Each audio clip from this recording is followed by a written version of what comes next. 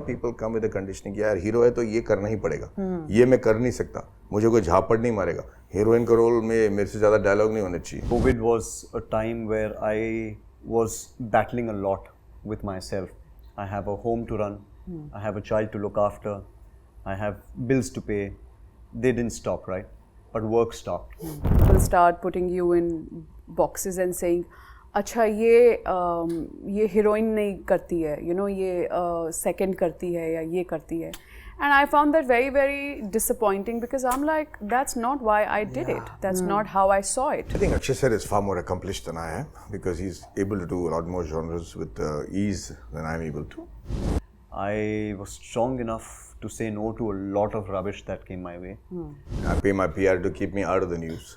I'm not even kidding. I'm so middle class in my attitude that यार airport जा रहा हूँ तो airport जा रहा हूँ यार ये मेरे लिए ramp थोड़ी है. Most of the times I've seen paparazzi standing out there, they won't click me. Why? Because I probably haven't informed them or my PR team hasn't told them. Fine. I think I'm really glad that I'm not in my 20s anymore. Because if I was and social media was this, I would have been lost. What about you? Are you good with your finances? I'm terrible with numbers, but I hope that the tally of my life is normal. Oh, what an answer. I love it. Hey everyone, this is Hesha Chima and joining me here today is the cast of their upcoming project, which I'm super excited because I've seen the trailer and I'm so looking forward to the entire film as well. Thank you so much for joining us today. Thank you. It's a pleasure to watch a film which is going to be talking about finances and scams which are so prevalent in today's day and age.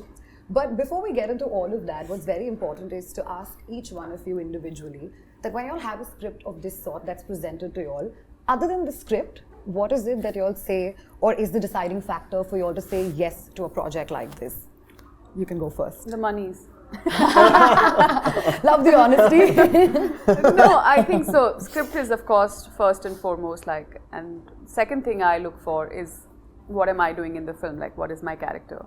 Correct. And the third thing that I really, really care about is the people I'm going to be working with. You know, who are my co-actors? What is the cast like? You know, does it sound like something that I would be excited about? And then fourth comes money. So yeah. Okay. And of course the director, like in terms of whose vision am I following? Madhavan, coming to you. So of course the script is paramount. Once you've agreed on the script, as sometimes when you're spearheading the project, you have to keep certain other aspects very carefully, researched. One is the intent behind why the project is being made. Is it because everything is fallen into place? We have the dates, we have the economics right, and is the film being made because of that? That doesn't fall well with me. You know, the economics have to be right, but that shouldn't be the reason why the film is being made. I see if the producer knows what the story is. I see if the director knows at the back of his hand what the script is. I see what kind of casting he wants to do and how particular he is about the casting, so that iska date nahi mera, uska date nahi mera, uska date wala casting doesn't work in today's times. Right. So all those boxes need to be ticked. And then on top of that, I want to make sure that the producers are capable of releasing it properly. Instead of, there's nothing more heartbreaking than making a good film and waiting for the producer to be able to release it. So those are the boxes that I look to tick before I say yes to the project. Right. Adding to what both of them said, and I completely agree with every point. For me, I think most important is my character. If my character is an important part of the storytelling and takes the story forward, means if you take him off, will the story move?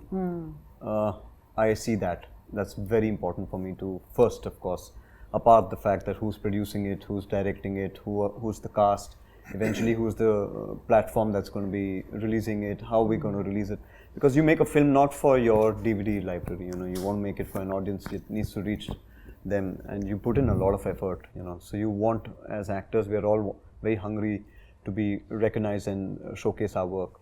So, of course, those are very important points. But when I choose a film, I don't get intimidated about how long or short the character role is, etc. Blah blah blah. For me, how important is the role? If it's a 2-minute role, also, does he shift the storytelling? Like I did a film called Wazir, and I mentioned that earlier also. If you take Wazir out, as in my scene in Wazir, the film shakes, and it's a 5-minute scene. And in fact, a very good point to discuss is that the film was called Ek Aur Ek Do, So after I shot that scene, Vidhu sir called me up and said that, listen, I'm changing the name of the film to Bazir. I said, you're giving me the title role. So I feel that that's most important for me. Right. Yeah. You know, if I were to ask you as actors, and I'm going to start this off with you specifically, after surviving in a competitive industry for that given long that you've been here for, and on top of that with the challenges and overcoming, and then you've sort of oscillated between, you know, wearing many hats. How do you then sort of nurture the actor within you, not sort of, you know, dabbling into then being the producer, the director, and then right now for this film just being an actor of sorts? How do you do that? It's a very valid question. You know, you're tempted to somehow contribute in every aspect of the film that you think you have a say in. But I have understood to control myself and understand a principal paramount factor in a film is one film has to be the vision of one person. You can contribute to it, but you should have the maturity and the decency to have your suggestions rejected, because that one person knows what story he wants to say. Right. So because that has been something that has been ingrained in me, and I've learned that on sets, I've always followed that. So no matter which film it is and how much suggestions I make, I do not get offended if people don't take those suggestions. You know, I will put it emphatically, I will, you know, try and see how much I can convince. But if it's accepted, great. If it's not, then I'm back to the same level of enthusiasm as an actor to do it. Right now, as an actor, it's even more challenging, because at one point of time, by looking good, dancing well, you know, being the star optically was enough. Yeah. Now it's actually going against you. Right. Now people want to see, are you more, you know, what about him makes him aspirational? Why should I go and see his work? They kind of watch it with disdain till they have awe and respect for the character you're playing. Right. So to hone the acting ability to portray a character, no matter what your conditioning is. A lot of people come with the conditioning, यार hero है तो ये करना ही पड़ेगा, ये मैं कर नहीं सकता, मुझे कोई झापड़ नहीं मारेगा, हीरोइन का रोल में मेरे से ज़्यादा डायलॉग नहीं होने चाहिए. All those filth I took out of my life. Right. I wanted to make sure that as an actor, I do what is important, and even more importantly is my co-stars should be able to be given the space for them to shine in the roles that they're doing.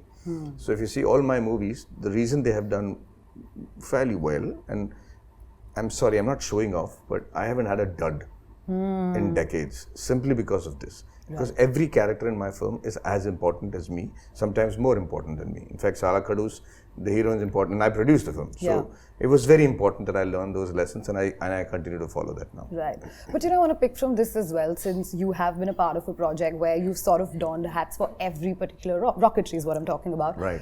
But you know, when you're writing, it's such a lonely process. But then at the same time, when you're an actor or a director, you gotta have to be like out there. It's no longer lonely, right? How are you then sort of managing all of it together, and how do you see yourself going forward in future doing all of that? I'm very baffled by your insights. Very good, yeah. Thank you. Yeah, so writing is a very lonely process.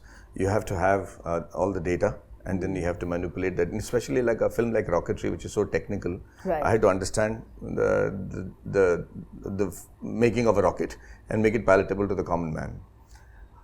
But then you should have the ability to completely lock off that aspect of you when you come onto the set. So in Rocketry, I was producing, writing, directing, and Acting in it, right? So it was a step-by-step process. I would come on the set, be the producer, then I would lock off and throw that key, then I'll be the director, make sure everything is done, then I'll be the actor, and then as the day progresses, get out of being an actor, then becoming the director to make sure we've got everything, and then becoming the producer to see. So if you have that ability, I do not know how I did it. I don't think I will be able to repeat it again. But I think it's just the fact that it was a passion project that I was able to do that. But you're very, very right. It's extremely important to bifurcate all those, keep them aside as separate compartments, and then look at your. And it's, I think it's your relatability to that content that helps you achieve this easily. Right. If I'm not sincere about either one of that aspect, then everything gets all mixed up, and it's a very substandard product. Right. Neil, coming to you, help me understand this particularly. You know, you've also been a part of this industry for long enough, and there can be moments where sort of complacency can come in. There could be other factors, like for example, we had COVID, and then everything changed as far as box office was concerned. Streaming took over.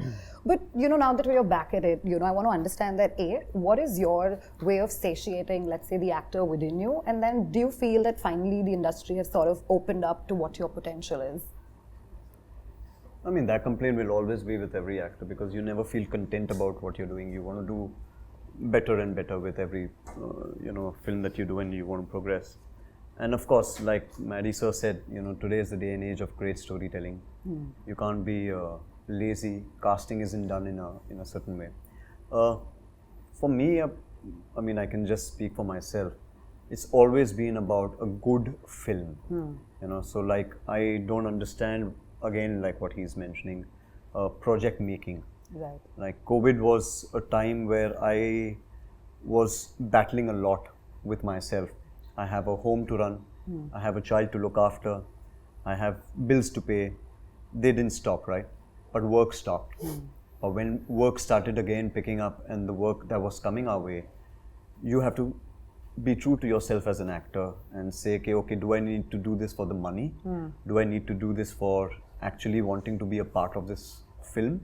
Do I need to add on to just the bank balance, or you know, with every film, whether hit or flop, I mean, that's destiny, right? Right. Of course, I can't boast about the hit record in the last decade, but at least I sleep well, you know, because I've put in my best foot forward to hoping what we've done is making a good film. COVID did that, you know, it just kind of made me realize that I have a lot of fears as an actor, of course, you know, being relatable right now.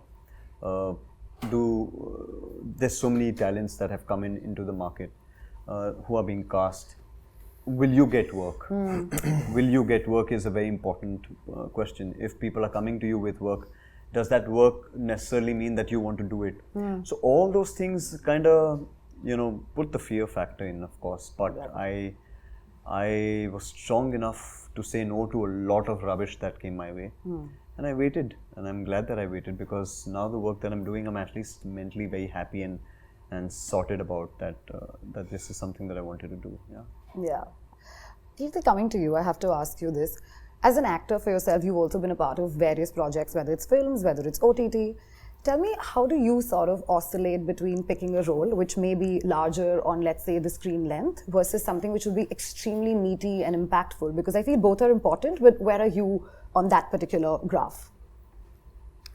I mean, at the beginning of my career, I was, I never too much understood, lead role versus something else, like, you know, and I would make my choices accordingly. I would just care about what the script is, what the film is about, and of course how interesting my character is. So my decision was more based on how interesting and challenging it is for me. Right. In few of those experiences, I realized that okay, the industry sort of works very differently. You know, there's a whole image that gets built. People start putting you in boxes and saying, अच्छा ये heroine नहीं करती है, you know, ये second करती है या ये करती है. And I found that very, very disappointing, because I'm like, that's not why I did it. That's not how I saw it, you know. You okay? Want some water? Sorry. No, I'm okay. Thanks. And it took me some time to be like, oh, okay. And then, you know, there's PR at work for everybody. And I never was sort of, you know, I never bothered about PR. I would always believe that my work should be enough, you know, it'll speak for itself. So it took me from being very open to being like, okay, I'm an actor. I want to just, you know, do some kick-ass roles, and that's what I'm here for. To shifting to a place saying, okay, I need to be a little more mindful about how I am being positioned in terms of being seen by the industry and hence the, you know, audiences, right? So then sort of I shifted towards being more mindful about, okay, doing, you know, I sort of laid down certain rules for myself. But I think now after that whole journey, I've come to a point where I'm like, I think I'm in a more secure position in terms of what I am and as an actor and what my brand in that sense is. और अभी मुझे I'm again moving towards you know what, not every film can be about me, and it doesn't have to be. We are an industry, we are a community. If I get approached for something where I may not be at the center of it, but I am of course playing a very interesting role and I am helping the film, you know, reach a certain level in terms of its positioning or whatever, I'm very open to it, because at some point I would be at the center of it and I would need the same people to come and be like, okay, you know what, let's do this together, because it's about the film, it's not about you and me, you know. Right. So now I think I feel very comfortable in terms of having understood and you know, consciously come to a state where I'm like, you know what, I just want to do good work. Right. And the industry or the media or the audiences do not and will not dictate who I become or who I see myself to be, you know. So I think I'm in that space where you will see me playing the lead roles, the titular roles. You'll see me playing some very interesting roles, maybe smaller ones but very powerful ones. So it's going to be a mix and match of everything, you know. Right. You know, picking up from PR and social media, even in Hisab Barabar, in the trailer I saw, there's a very interesting line which I think you're saying, that हम लोग अभी पैसों से ज़्यादा likes और you know कितना data है, social media को ज़्यादा chase कर रहे हैं, right? But this is my observation. Lovely line. Yeah, it's a lovely line. So well, yeah. It is. What I want to ask is, this is my personal observation, I feel three of you all as actors are not actually chasing PR so much. I represent a Pap page today and I understand how that dynamic sort of works. However, what I do want to ask is, picking from that particular line from Hisab Barabar, how do you all sort of see that shifting, evolving, and where are you all individually with that? Starting with you. I'm terrible at it. I pay my PR to keep me out of the news. I'm not even kidding. They're like, oh, let's do. I'm like, please don't. Just when my movie comes, let them know that this movie is coming. Apart from that, I don't want to be papped because I'm terrible with my dress sense. I'm just unlike any other actor or star, because I'm so middle class in my attitude that यार airport जा रहा हूँ तो airport जा रहा हूँ यार, ये मेरे लिए ramp थोड़ी है यार, ramp तो मैं जाता ही नहीं हूँ. So I'm terrible with it. So I'm astute with what comes out on the social media because I handle it myself. Lovely. Correct. You have to be smart enough to know what are sensitive issues, how do you handle sensitive issues. I'm also, I'm learning as we go along on what really impacts the people who follow your work, as opposed to just bombarding them with content on a day-to-day basis just to say I'm there. Yeah. So I've realized that little is a lot more, and when you come out with something, let have an impact. So I kind of stay away from it as much as possible. Neil, where are you with this thought? Well, I just learned a few tips, right? But jokes apart, no, it kind of gets frustrating when you are not being evaluated for your work or your body of work, but people who are who have the decision powers, they are evaluating you and your being a part of that film or signing you in layman terms, depending on how your social media standing is. I mean, unfortunately, I've witnessed that in the recent past a few times, where I've had conversations with with producers who are concerned about a certain number of followers. For me, filmmaking is not about showcasing my acting chops on social media. Right. Social media is just for me to connect with an audience. In fact, when Twitter had just come, I was so active. I used to be so vocal about my thoughts. I was the fastest million followers, etc. Blah blah blah. And every single day there was a guy who would wake up in the morning. I would wake up and there was this one guy who would abuse me, and it would frustrate me that why is this one guy abusing me on a daily basis. So one day, finally decided, okay, let me just answer him back, and probably I had a bad morning and I woke up from the bad side. So, but still I was polite, and I said, okay, what's your problem? He's saying, oh sir, I'm such a big fan of yours, I just needed attention. And that's when I kind of understood oh my God, I'm taking this all wrong. So I kind of reserved my comments. I kind of stepped back from being so vocal about what my thought process is, because eventually they were one track on one point. Everyone's become a critic. Yeah. Everyone has the right to have a conversation with you, judge you on every single thing, whether it's my daughter singing with a legendary star, or whether it's me going to a temple with my father. I read good comments, but then there are a few who will also probably judge. So I'm not doing it for that. I'm doing it clearly to put out there that these are my happy moments, and these are moments that I'd like to share with you. Right. But when that is being evaluated from a bigger perspective, from a work perspective, that's scary. That's scary for actors who are going through that phase, and of course who, like I battle it out. I fight it out. I'd say, please audition me, and take an audition and then cast me. If you don't want to cast me, it's fine. But don't cast or don't think about casting me on the basis of social media followers. Right. Because I don't, like Maddie sir said, I am not in the culture of going to the airport and informing and being ready for it. Yeah. I'll wear my home clothes, land up at at the airport. Most of the times I've seen paparazzi standing out there, they won't click me. Why? Because I probably haven't informed them, or my PR team hasn't told them. Fine, it's fine, I respect them. Of course, everyone has the right to, but how, where, when to draw a parallel and where to draw a line, I am still trying to figure that out. While social media is still, of course, very important. You have to be relevant, in the terms, and you have to connect with an audience. I'm trying to figure out how to convey that conversation of the kind of body of work that I've done, from the amount of filmmakers that I've worked with who are stalwarts, and the kind of roles that I've done, the amount of, adulation and fan following I have for my work. Has that gone missing? Do I really need to remind, of that? I think so. Somewhere I'm still kind of figuring that out with my PR team. Of, do I need to start bombarding all that again, or should I just let my audience realize the existence of what my work is, and what I'm ready to offer them with? Yeah. Oh.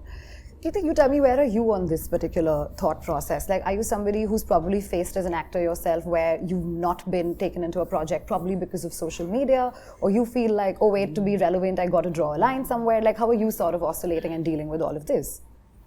Honestly, I think at my core, I don't care about being relevant.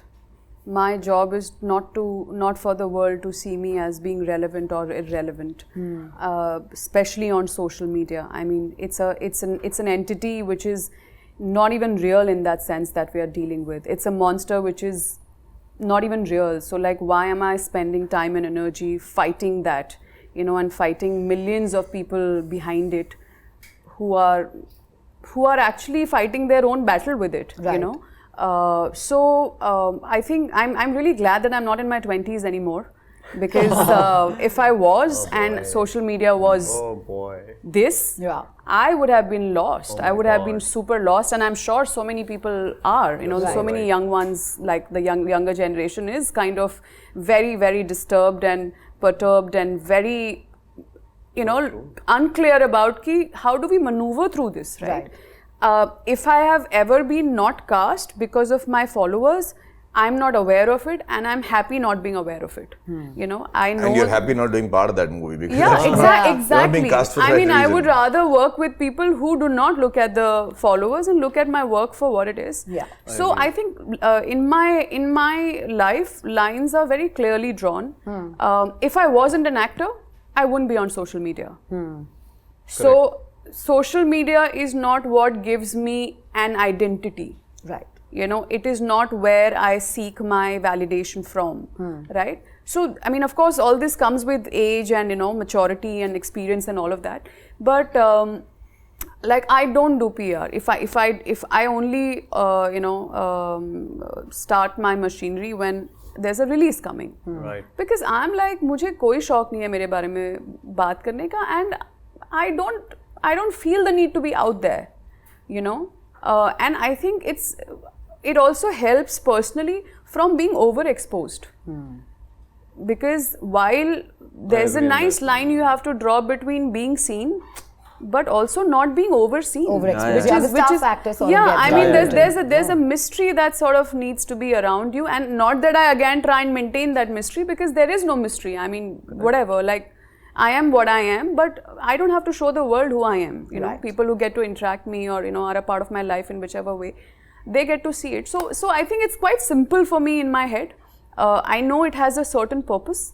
There are all kinds of people on it, which I have no control over. So something that I have no control over, why am I even like spending my energy on it? So I think I'm you know, the first question also that I answered. So overall, I'm in a space in life where I'm like, I have nothing to prove to anybody. And I think it's a very, very beautiful space to be in. It just makes your life simpler. You know? Good.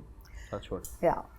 Maddie, so this is my personal observation. Been a huge fan of your work as well, and I feel that somewhere down the line, it's a comparison that I've drawn, and I would love to know your opinion on it. You know, I feel while every actor is very individualistic in their own word, but I draw a comparison between your filmography vis-a-vis Akshay Kumar's filmography. I feel like he's somebody who sort of does everything. There's also movies that have sort of an underlining message, while there is tentpole cinema.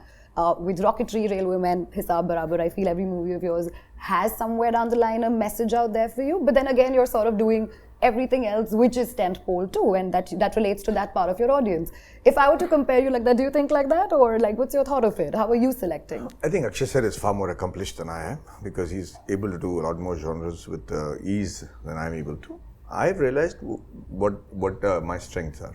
With Hisab Barabar and movies of that caliber, I realized that I always portray a common man who becomes a hero. For me, that has always been what a real hero is. The circumstances under which you know, you're born and brought up, and how much you rise. For example, if a small town boy comes from into an international level of swimming competition and he wins, what happens is he learns swimming in a pond, in a lake. He doesn't have the nutritional ability to actually compete with world-class athletes, yet he makes it. And so he's a hero. But for me, the parents are a bigger hero, because I know what it takes for the parent to make sure that that child is, you know, of international level. So that common man's ability to rise above and not complain and make a mark has always been the kind of stories that have, from Rehna Hai Tere Dil Mein till Hisab Barabar. Yeah. It's always been this, from Rang De Basanti to 3 Idiots. Every one of this is common guy who just rises above the circumstances. So that has always appealed to me, and that's probably why the varied number of roles. I've had the good fortune of being in the Tamil film industry as well, where I get to play different kind of roles. I can scratch all my, I can itch all my scratches or itches with the kind of roles I need to do commercially there as well. But Hisab Barabar, like I said, you know, is something which is so close to my heart. It's like all our dads, straightforward, want to just, you know, follow the rules, don't mess with us. But when you mess with them, the monsters they turn out to be is what you know, inspires me. But then tell me something, do you feel that somewhere down the line an actor's craft becomes subjective to the success of a film or a project that they're doing? You know, that an actor's success is only measured by his longevity and relevance in the industry. Projects will win and you know, and fail. But if everybody questions your intent behind doing a project, then you have failed. It has to be a valiant effort. You know, for me, I've always mentioned that a compromised success is not as good as a grand failure. You know, a spectacular failure is far more important for me as opposed to a compromised success. Right. Lastly, before I let all of you all go, I want to just ask one question, which is because we're talking about Hisab Barabar. How good are you all, or bad probably, with finances individually? Like, aapne hisab I was rakte ho? terrible. I just started learning in COVID. I didn't have a choice. My father used to control earlier. So he's given me the ropes now. I'm trying to figure out still. But mathematically, I was a genius in school. I was a topper in math. So yeah, my math ain't bad. My numbers aren't bad. Yeah. Okay. What about you? Are you good with your finances? I'm terrible with numbers, but I hope that the tally of my life is normal. Oh, what an answer. I love it. What about you? Being a woman, I finances are very was important. very bad at maths when I was growing up. Especially 11th was like a bouncer for me, complete bouncer. But I think I was very uncomfortable with the idea of money and finances, handling finances. So I would let my dad handle everything, and then when I got married, my husband was taking care of it.